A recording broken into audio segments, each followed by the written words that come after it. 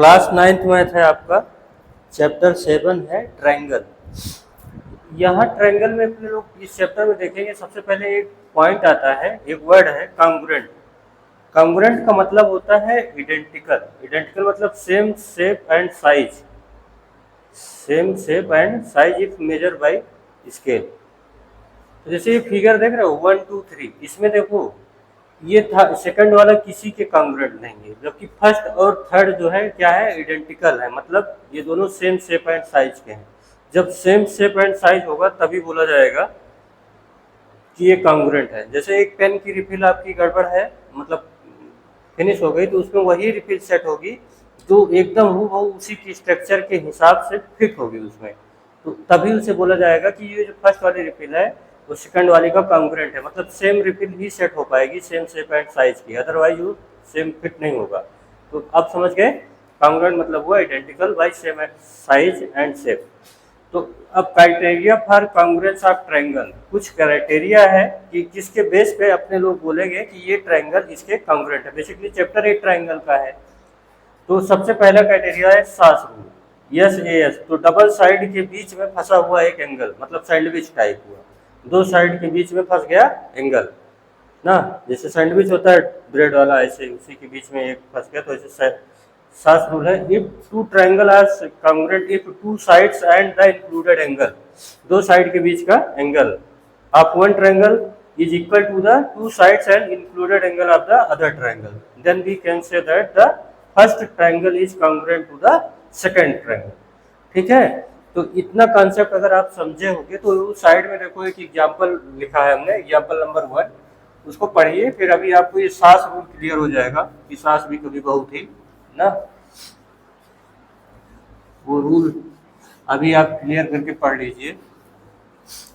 पढ़िए, question side में है, तब तक मैं इसको इरेज कर दे रहा हूँ, फिर आपको मैं बताता हूँ उसका कांग्रुएंट सास रूल पे। देखिए यहाँ पे आपको गिवन क्या है, गिवन है आपको ओ ए इक्वल टू है ओ बी, मतलब ये वाली साइड इसके इक्वल है, और क्या गिवन है O D equal to O C, ये देखो सिंबल भी बना है कौन किसके इक्वल है, और इसके बेसिस पे आपको प्रूव करना है पार्ट 1 ए ओ डी, ये कांग्रुएंट का साइन है ना, थोड़ा ऐसे करके फिर A O D congruent to triangle B O C.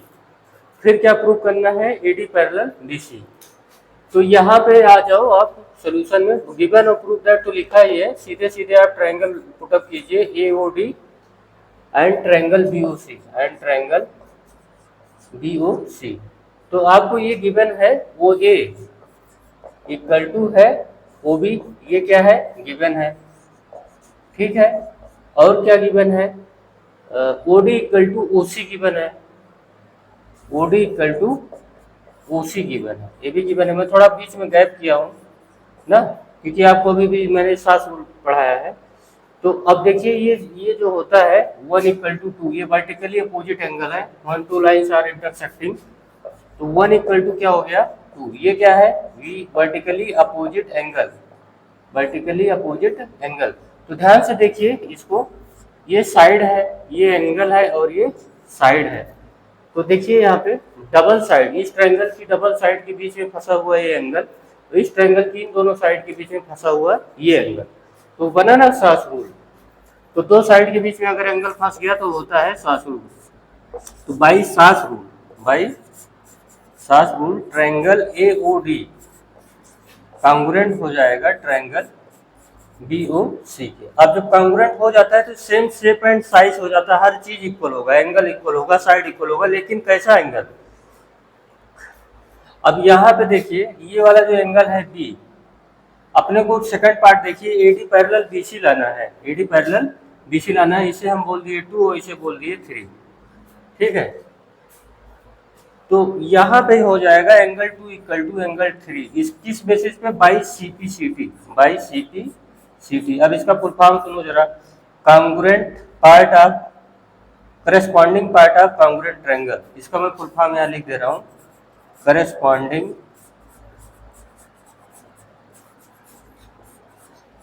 Part of congruent triangle, ठीक है, वो ट्रायंगल सिंबल है।